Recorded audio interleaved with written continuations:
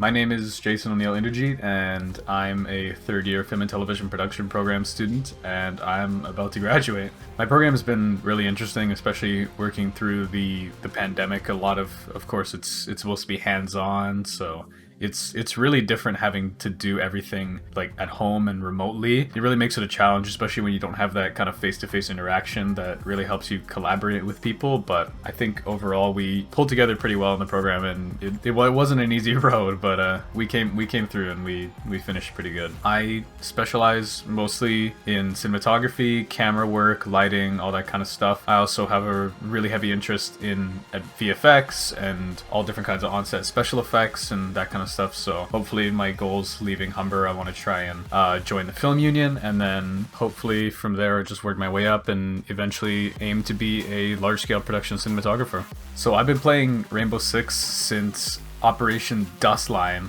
which I think was January of 2016. That was when I first got it. I got it on PC. I didn't come from console or anything. I played it straight from PC, and I was a really big fan of Rainbow Six Vegas 2, which was one of my favorite games ever when I was a kid. And yeah, I've just been a huge fan of the Tom Clancy franchise for a long time.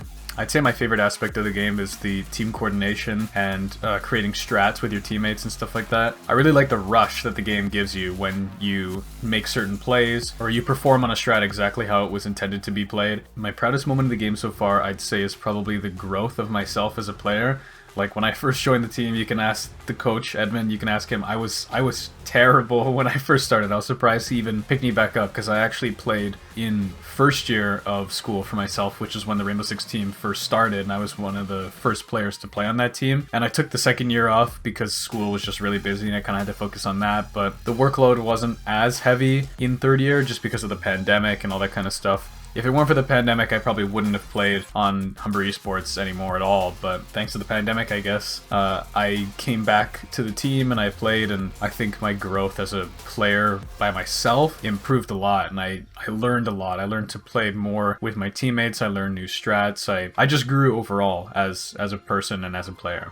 My goals moving forward, I'm going to be honest, unfortunately I'm not going to be playing esports anymore. Hopefully I can find a job and I want to work in my field. Unfortunately I just won't be playing esports. I just probably won't have the time, but it's been a fun ride to play with all the different teammates that I've played with. I've made some really good friends. We've had a lot of good times. We didn't really win any like big tournaments or anything, but honestly the new guys that came onto the team this year, especially in the second semester of this year, they're good, and they're going to help carry the team for the new guys that come onto the team next year. Like me and Spano were both leaving, so Spano and I both played for 2 years of the team, but it was a lot of fun to play when we did, but unfortunately I won't be continuing to play.